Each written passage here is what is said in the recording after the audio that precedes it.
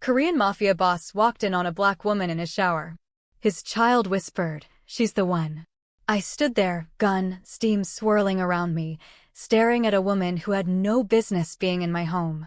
She clutched my shower curtain like it could protect her from a bullet, her eyes wide with terror. "Who are you?" I demanded. "How did you get in here?" "Please," she gasped, water still dripping down her face. "Please don't shoot me. I can explain. I swear I can explain. You have 5 seconds. I live here.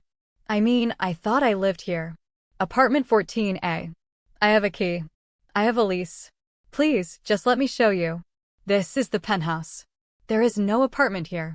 Only my home." Her face crumpled with confusion and fear. "That's impossible."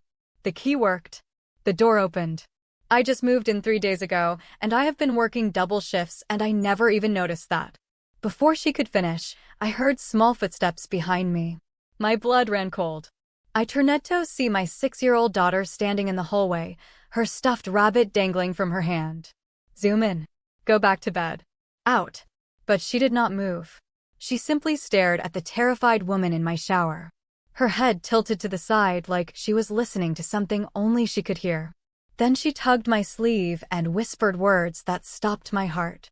"Hey, she is the one, the woman from my dreams. She is finally here." What happened next shattered everything I thought I knew about fate. I looked down at my daughter, then back at the woman frozen in my shower. The gun felt heavy in my hand. Simin had never said anything like this before. Not once in the 2 years since her mother died. "Simin, what are you talking about?" "She is the one you have been waiting for, Appa. She will make the sadness go away." The woman's voice cut through the moment, trembling but trying to stay calm. "I don't know what your daughter is talking about, but I promise you this is just a terrible misunderstanding. My name is Bella Harper. I am a pediatric nurse at Cedars-Sinai. I moved here from Atlanta 3 days ago. A woman named Grace Chinsub let me apartment 14A. I have the paperwork in my bag right there by the sink." I lowered the gun slightly, but kept it ready. "Show me slowly." She reached out with a shaking hand, water still dripping from her hair, and grabbed a leather bag sitting on the bathroom counter. She pulled out a folder with trembling fingers and held it out to me. I took it, stepping back, my eyes never leaving her. Inside was a lease agreement. Apartment 14A, but no floor number specified. Just the building address. My building address. "What floor did you think this was?" I asked. "The 14th floor," she said quickly. Grace told me 14A. The elevator. I pressed 14. The key worked in the door, so I just thought this is the penthouse level. "Floor 42. Her eyes went wide. "Oh my God. Oh my God. I am so stupid." The elevator. There were 2 buttons. I did not even look. I just pressed the one that said 14. "And the master key system," I said quietly, more to myself than to her. "This building still uses the old master key configuration for emergency access. Your key must be coded to the legacy system." I pulled out my phone and called building security. "This is J1 Park Penthouse. I need you to verify a tenant. Grace Chun, apartment 14A. Is there a current sublet agreement on file?" The voice on the other end shuffled through papers. "Yes, Mr. Park." Miss Chun filed paperwork for Bella Harper. "The nurse moved in this week. Sublet is approved through the end of the year." "What floor is 14A?" 14th floor, sir." I hung up and looked at her. "Your story checks out." The relief on her face was immediate. She sagged against the shower wall. "Thank God. Thank you. I am so sorry. I will leave right now. I will figure out where I actually live and I will never bother you again." Sumin tugged my hand. "Appa, she cannot leave. She just got here. She does not live here, Sumin. She made a mistake." It was not a mistake. My daughter insisted with that eerie certainty she sometimes had. She was supposed to come here first. I ignored her and looked back at Bella. "Get dressed. I will wait outside. Then I will have security escort you to your actual apartment." "Thank you," she whispered. "And I am so sorry." I ushered Sumin out of the bathroom and closed the door. My daughter looked up at me with those big dark eyes that saw too much. "Why are you sending her away?" "Because she does not belong here." "Yes, she does. I have seen her Appa 3 times in my dreams. She was always coming through water, and now she is here. A chill ran down my spine. Sumin had these dreams sometimes. Dreams that came true in ways I could not explain. My mother said she had the sight, a gift passed down through the women in our family. I did not believe in such things, but I could not deny what I had witnessed. We will talk about this later. Go back to bed. I am not sleepy anymore. Then sit on the couch and wait quietly. 5 minutes later, Bella emerged from the bathroom fully dressed in scrubs, her hair still damp, her face flushed with embarrassment.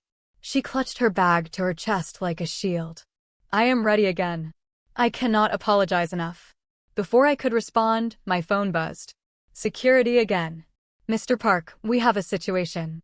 There is a burst pipe on the 14th floor. Apartments 14A through 14F are being evacuated. Water damage is significant. Tenants are being relocated to the hotel across the street until repairs are completed. I closed my eyes, of course. How long for repairs? At least a week, possibly 2. We will update tenants tomorrow morning. I hung up and looked at Bella. Your apartment has a burst pipe. The entire floor is being evacuated. Her face fell. You're kidding. I am not a kid. So, I do not even have the wrong apartment anymore. I just have no apartment. The hotel across the street is handling relocations. She laughed. But it was the kind of laugh that comes right before crying. Perfect. Perfect. My first week in Los Angeles, and I broke into a penthouse and became homeless on the same night. This is just perfect. Sumin stood up from the couch. She can stay here. Appa. We have the guest room. Nobody uses it. No. Bella said quickly, no, absolutely not. You have done more than enough by not calling the police. I will figure something out. But even as she said it, I could see the exhaustion in her eyes. She had mentioned working double shifts. She looked like she was about to collapse. Against every instinct, against every rule I had about keeping people out of my private space, I heard myself say, the guest room is available. Just for tonight. She stared at me. I cannot accept that you are a pediatric nurse who made an honest mistake. My daughter insists you are meant to be here, and when she insists on things, arguing is pointless. It is late. You are exhausted. Take the room. Figure out your situation in the morning. Why are you being so kind to someone who broke into your home? I looked at Sumin, who was smiling like she had won the lottery. Because my daughter asked, I said simply, and I rarely deny her anything. Bella's eyes softened. Okay. Thank you. Just for tonight. That night became 2 nights, then 3. The repairs on the 14th floor kept getting delayed, and somehow Bella Harper became a fixture in my home. The morning after that first night, I woke to the smell of coffee and something sweet. I walked into the kitchen to find Bella making pancakes while Sumin sat at the counter, chattering away in a mix of Korean and English. I hope you do not mind. Bella said when she saw me. Sumin said you usually do not have time for breakfast, so I thought I would make something quick. I am a stress baker or cook. Whatever. When I am anxious, I cook. You're anxious. I spent the night in a stranger's house after he found me in a shower. Yes, I am anxious. Fair point. Sumin grinned at me. Bella makes shapes. Appa, look, this one is a bunny like Mr. Hoppy. She held up a pancake that did in fact look like a rabbit. I sat down at the counter, accepting the coffee Bella poured for me. You did not have to do this. I know, but I wanted to. It is the least I can do. We ate breakfast together, the 3 of us, and it felt strange.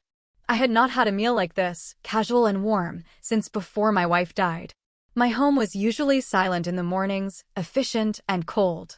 So, what do you do? Bella asked, making conversation for work. I mean, I run a business, import and export. That sounds interesting. What do you import? Various goods, electronics, textiles, whatever the market needs. It was not technically a lie, but it was not the whole truth either. She seemed to accept it. And you? I asked. You said you are a nurse. Pediatric nurse? She confirmed. I just started at Cedars-Sinai. I moved here for a fresh start. From Atlanta, she nodded. Something flickering in her eyes. Something painful. Yes, I needed a change. New city, new life, new everything. Running from something? She met my gaze directly. Are we all running from something? Touché.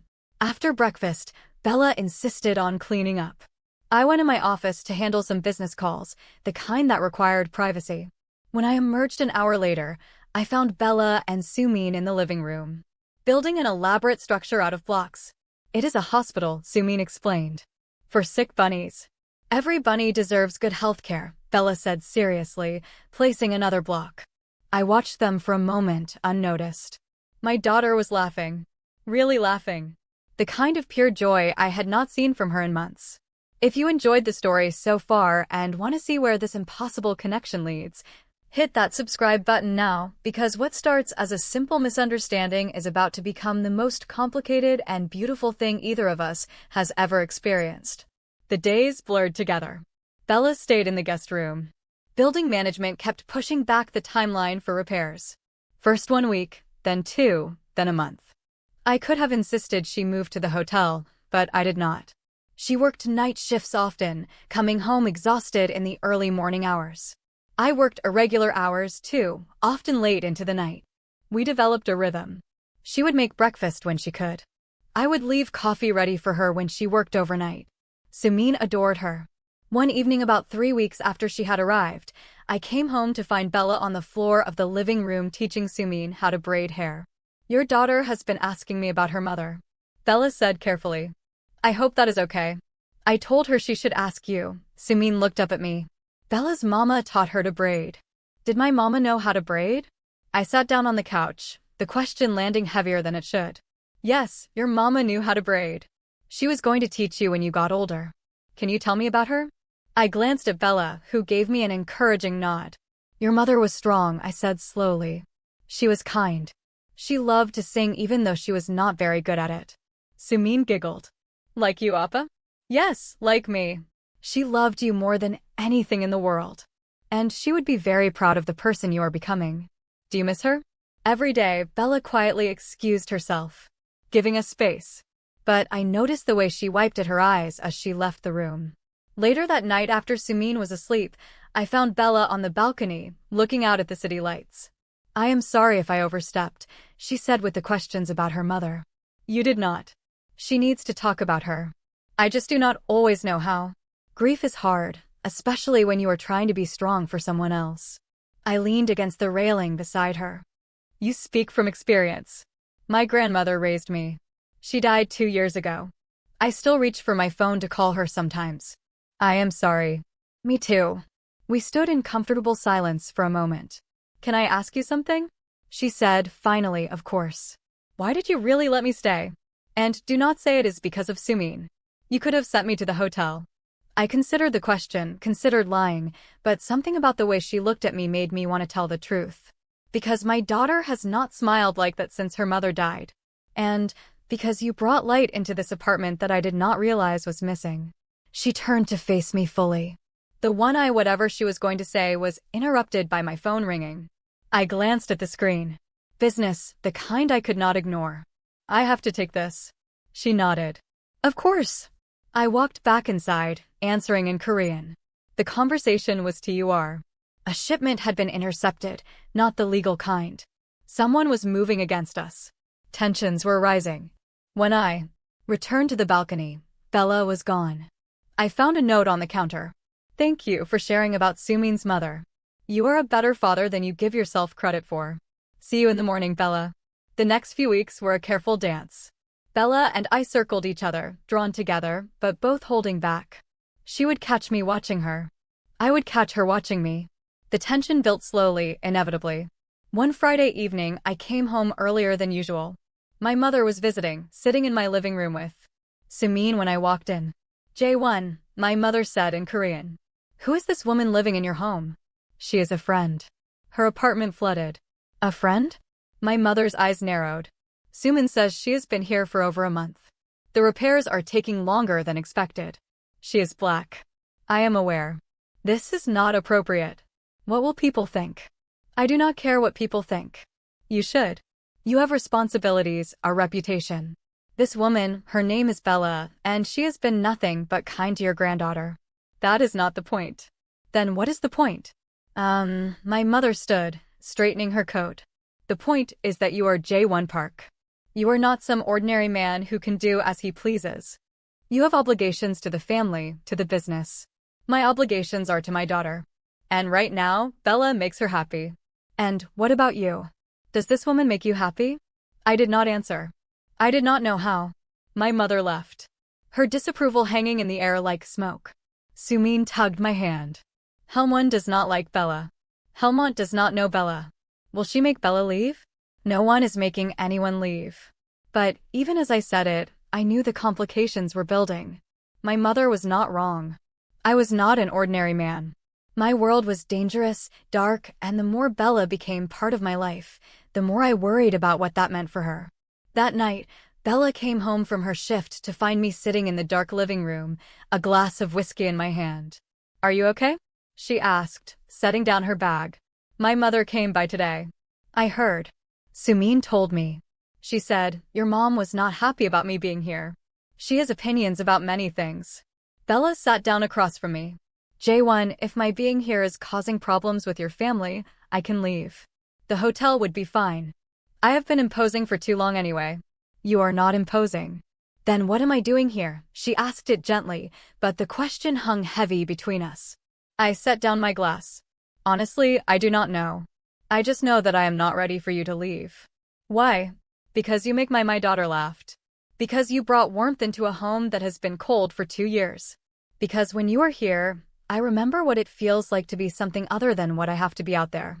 And what do you have to be out there? I hesitated. The truth sat on my tongue. Dangerous and necessary. Someone you would not want to know. Try me. Before I could respond, before I could confess the truth about my world, Sumin's voice called out from her bedroom. A nightmare. Bella stood immediately. I will go. I watched her disappear down the hallway, heard her soft voice comforting my daughter, and wondered how much longer I could keep the two parts of my life separate. The answer came sooner than I expected. 2 nights later, I had a meeting, the kind that required my personal attention. A rival faction was pushing into our territory. Words needed to be exchanged. Boundaries needed to be reinforced. I told Bella I would be late. Business dinner. She did not question it. The meeting took place in a warehouse on the edge of the city. My second-in-command, Minjun, stood beside me as we faced down 3 men from the Southside crew. This is our territory, Park, their leader said. Has been for 6 months. Your territory is what I say it is, I replied calmly. And I say leave now or what? I did not answer. I did not need to. The men behind me made the threat clear enough. The conversation escalated. Voices rose. Hands moved toward weapons. And then I heard it. A gasp from the shadows. I turned to see Bella standing in the entrance of the warehouse. Her eyes wide with shock and horror. She must have followed me. Must have been worried. Must have wanted to check that I was safe. Instead, she found the truth. Bella, I started, but she was already backing away, shaking her head. No, no. What is this? What are you? I moved toward her, but she flinched. Do not, just do not. And then she ran. I turned to Mjun. Handle this, and I went after her. I caught up to her in the parking lot. She was fumbling with her phone, tears streaming down her face. Bella, please let me explain. Explain what? That you are a criminal? That I have been living with a gangster? That I let your daughter get attached to someone whose father does God knows what in warehouses at midnight? It is not that simple. Then make it simple, J1. Tell me I am wrong. Tell me what I sought back. There was not what it looked like. I could not. The lie would not come. She laughed bitterly. That is what I thought. I have to go. I have to get my things and I have to leave. Where will you go? Anywhere that is not here. Anywhere that does not involve organized crime and guns and whatever else you are hiding. I grabbed her arm gently. Please. Just come back to the apartment. Let me take you somewhere safe. Then we can talk. There is nothing to talk about. Yes, there is. Because whether you want to admit it or not, you feel something for me, and I feel something for you. And walking away from that without even a conversation is not fair to either of us. Fair. She pulled her arm free. You want to talk about fair? I left Atlanta to escape a controlling man who made decisions for me, who lied to me, who had a whole life I did not know about. And here I am somehow in the exact same situation. I am not him. How would I know? I do not even know who you really are. Car pulled up. Jun in the driver's seat. He looked at me, waiting for instructions. Take her back to the apartment. I told him in Korean, make sure she is safe. I will handle the rest here. Bella shook her head. I am not getting in a car with your people. Then I will take you myself. But you are not walking the streets alone at this hour. Not in this neighborhood. She must have seen something in my face. Some genuine fear for her safety. Because she finally nodded. The drive back to the penthouse was silent. She sat as far from me as possible, her arms wrapped around herself. When we arrived, she went straight to the guest room and locked the door. I stood outside for a long moment, my forehead pressed against the wood. I never wanted you to see that part of my life, I said quietly. I wanted to keep you separate from it, safe from it. Her voice came from the other side, muffled by tears. You do not get to make that choice for me. You should have told me you were from the beginning. Would you have stayed if I had? Silence. Exactly. I said, and I am selfish enough that I wanted you to stay. I heard her slide down to sit against the door. I could picture her on the other side, knees pulled to her chest. Who are you really? She asked. My name is Jae-won Park. I am the son of a man who built an empire in the shadows. When he died, I inherited that empire. I have tried to make it less violent, less cruel, but it is still what it is. I move money. I move goods, some legal, some not. I have power in the city that most people never see. And I have done things I am not proud of to keep that power. Have you killed people? The question hung in the air. I closed my eyes. Yes. I heard her sob on the other side of the door. But I have been trying to build something different. I continued, Broomin, I do not want her to inherit this life. I want her to have choices I never had. And when you came into our lives, you showed me what normal could look like, what happiness could be. And I wanted that so badly. I convinced myself I could have both. You cannot, she whispered. You cannot be a good man and do bad things. I know. That is why I have been working on an exit strategy. Transferring power, legitimizing operations takes time, years maybe, but I am trying. Why should I believe you? Because I have never lied to you. I have withheld the truth. Yes, but I have never lied. And I am not lying now when I say that you and Sumin are the only good things in my life. The only things worth changing for. More silence. Then I heard the lock click. The door opened slowly. Bella stood there, her eyes red and swollen. I need time, she said. Time to think. Time to figure out if I can live with what you are. How much time? I do not know. But I cannot stay here while I figure it out. I will go to the hotel. I will still see Sumin if that is okay because I cannot just disappear on her. But you and me, we need space. Felt like a knife to the chest. But I nodded. Okay. She packed her things while I woke Sumin to explain. My daughter cried, clinging to Bella's neck. You are leaving because of the bad things, Sumin said, her child's intuition cutting straight to the truth. I am leaving because I need to think, Bella said gently. But I promise I will still see you. I will take you for ice cream this weekend. Okay, you promise? Promise? After Bella left, Sumin turned to me with tears still streaming down her face. Are you going to fix it, Appa? I am going to try. The dreams say she comes back, but only if you choose right. Choose right about what? Who do you want to be? The next 2 weeks were the longest of my life. I threw myself into work.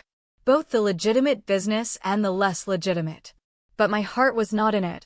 Jun noticed. You are distracted, he said during a meeting. That is dangerous. I know. Is it the woman? Yes. She is a complication we do not need right now. The Southside crew is making moves. The Chinese syndicate is asking questions. We need you focused. I am focused. You are in love. That is different. I looked at him sharply. He shrugged. I have known you since we were children. Jae-won, I can tell. What would you do? I asked. If you were me, I would let her go. This life has no room for love. You know that my wife grew up in this world. She understood. This woman is different. She is innocent and innocence does not survive in our world. He was right. I knew he was right. But I also knew I could not let Bella go without a fight. I kept my promise to let her see Sumin. Every weekend, she would take my daughter for ice cream or to the park. She was kind but distant with me, polite, like I was a stranger until everything changed. It was a Tuesday afternoon. I was in a meeting at my office downtown when my phone rang. The school. My blood ran cold. Mr. Park, the principal's voice was shaking. There has been an incident. Someone tried to take Sumin from the playground. My entire world stopped. Is she safe? Yes. Yes. Our security stopped them. The police are here, but Mr. Park, they were armed. This was not a random attempt. I am on my way. I called Minjun immediately.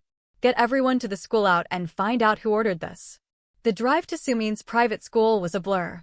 When I arrived, police were everywhere. I found my daughter in the principal's office, wrapped in a blanket, her eyes vacant with shock. I dropped to my knees in front of her. Zoom in. Baby, are you hurt? She shook her head slowly. The man said he had a message for you. He said to tell you that South Side does not forget. Rage filled every cell in my body, but I pushed it down. Not here. Not in front of my daughter. I pulled her into my arms. You are safe now. Promise. No one will hurt you. But even as I said it, I knew the truth. As long as I was in this life, my daughter would never be truly safe. The principal cleared his throat. Mr. Park, perhaps we should discuss additional security measures. No, I said quietly. We will be discussing withdrawal procedures. Sumin will not be returning to this school. Sir, we have the best security in the city, and yet someone got close enough to my daughter to deliver a threat. That is unacceptable. I took Sumin home surrounded by my men. The penthouse became a fortress. Guards in the lobby, guards on the floor. I called my mother, told her what happened. She arrived. Within the hour. This is what happens, she said in Korean, her voice hard. This is the price of our life. You knew this when you took over for your father. I never asked for this, but you accepted it. And now your daughter pays the price. After she left, I sat in the dark holding Sumin as she finally fell asleep from exhaustion, and I made a decision. I called Mjun, set up a meeting with the council. I am stepping down. The silence on the other end was profound. You cannot be serious. I have never been more serious about anything in my life. J1, if you step down now after this attack, you will look weak. They will come after you anyway after Sumin. You need to retaliate first. Show strength. I am done showing strength through violence. I am done with all of it. Set up the meeting. Then I did something I had not done in 2 weeks. I called Bella. She answered on the third ring. Hello, it is me. I know you said you needed space, but something happened and I need you to know. I told her everything. The attempted kidnapping, Sumin's trauma, my decision to leave. She was silent for a long moment. Is she okay, Sumin? Physically, yes. Emotionally, she is terrified. I am coming over. Bella, you do not have to. I am coming over. That little girl needs people who love her. And despite everything, despite what you are and what you have done, I love that child. So, I am coming over. She arrived 20 minutes later. When Sumin woke and saw her, the dam finally broke. My daughter sobbed in Bella's arms. All the fear she had been holding and pouring out. I was so scared, she cried. They said they were going to take me. I know, baby. I know. But you are safe now. Your daddy is here. I am here. You are safe. I watched them. This woman who owed me nothing comforting my daughter. And I felt something break open in my chest. Later, after Sumin fell back asleep, Bella and I sat in the living room. You are really leaving? She asked. The business I am trying. It is not simple. There are power structures, agreements, debts. But I told my second to arrange a transfer. I am stepping down as head of the organization, and they will just let you walk away. If I do it right, yes, I have been preparing for this longer than you know. I have enough information to ensure my exit is clean. Why no? Because my daughter whispered a threat from grown men today. Because the one person I saw in her eyes was not anger or sadness. It was a resignation. Like she expected this. Like she already knew her life would always be defined by her father's choices. I will not let that be her story. Bella reached across the space between us and took my hand. It was the first time she had touched me in 2 weeks. I have been thinking, she said softly, about what you said about trying to change. And I realized something. I spent my whole life around people who never changed, who promised to but never did. My father, my ex, said the words but never took action. But you are actually doing it. Even before this attack, you were working on an exit. That means something. Does it mean you will give me a chance?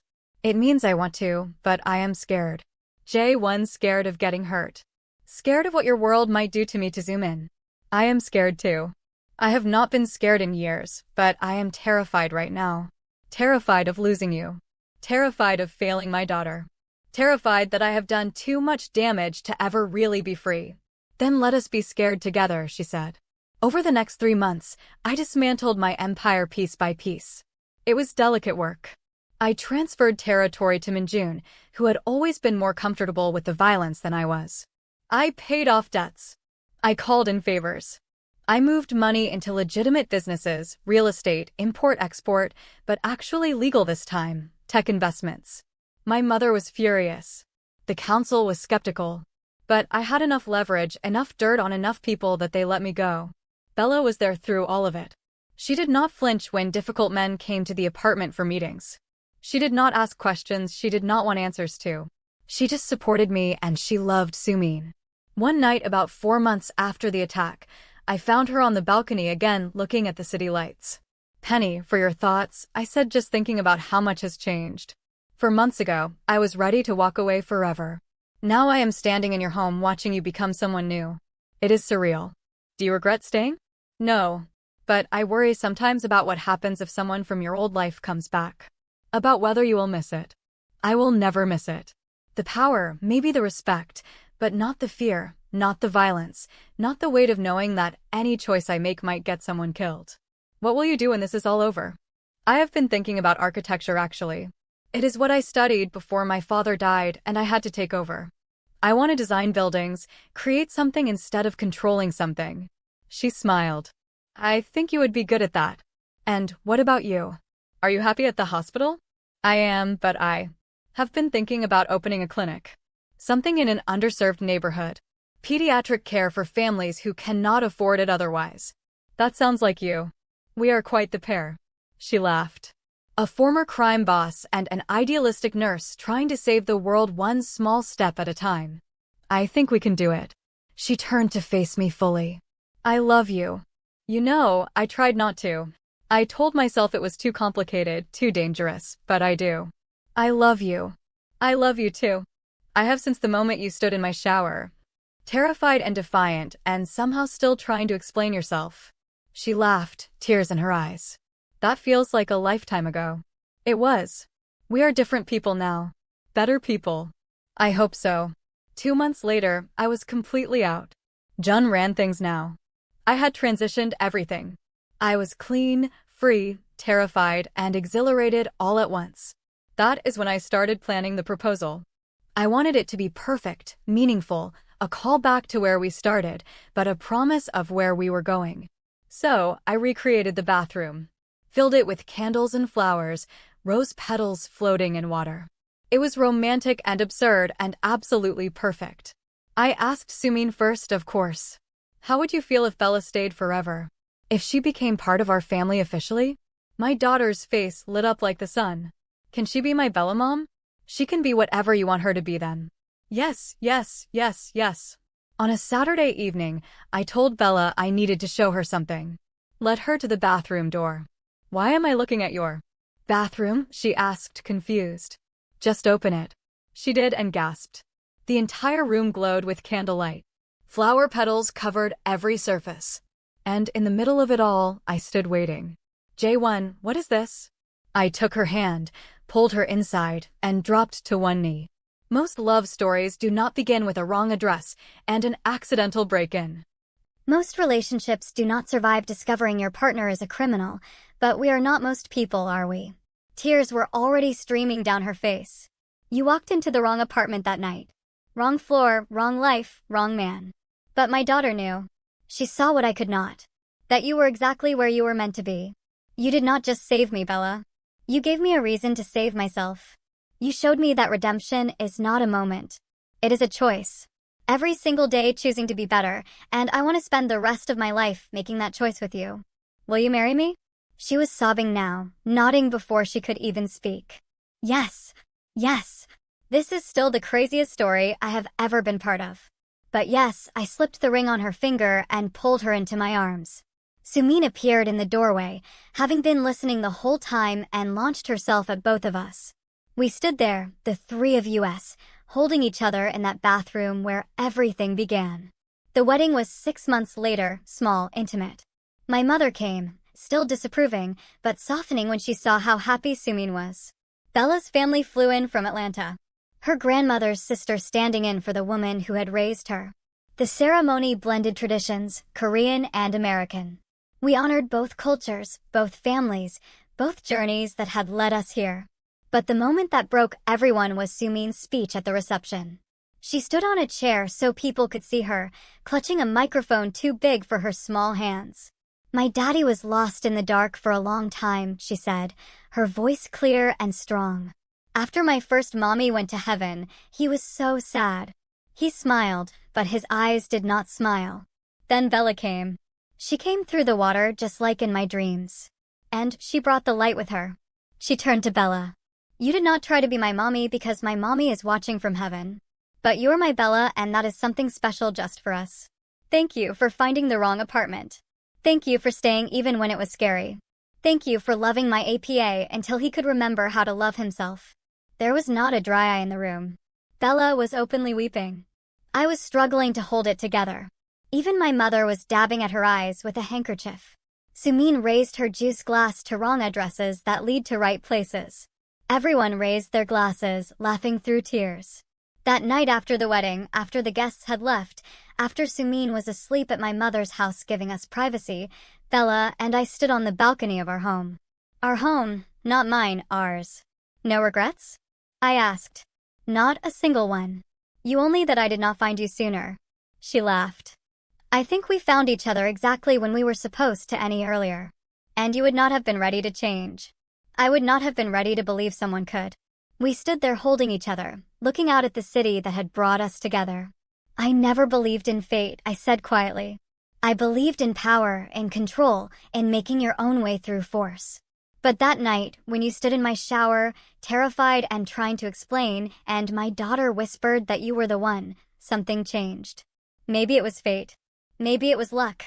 Maybe it was just two broken people finding each other at the exact right moment. Whatever it was, I am grateful. Me too, she whispered. 3 years later, we have built something beautiful. I design sustainable buildings now. Community centers, affordable housing, structures that give back instead of taking. Bella opened her clinic, serving families who have nowhere else to turn. Sumin is thriving, happy, surrounded by love from all directions. My mother finally accepted Bella, especially after our son was born. She says he has the sight too. I do not know if I believe it, but I believe in second chances. I believe in redemption. I believe that love can find you in the strangest places if you are brave enough to let it in. If you are watching this and waiting for your own miracle, do not give up hope. Sometimes, the wrong door leads you exactly where you belong. Sometimes the person who seems most impossible is the one who makes everything possible. And sometimes a child's whisper can change the entire trajectory of your life. If this story touched your heart, hit that like button and subscribe to this channel for more stories about impossible love, unexpected grace, and the miracles hiding in life's strangest moments. Share this with someone who needs to hear that it is never too late to change your path. Never too late to become who you were meant to be. Because sometimes the wrong address leads you to exactly the right home.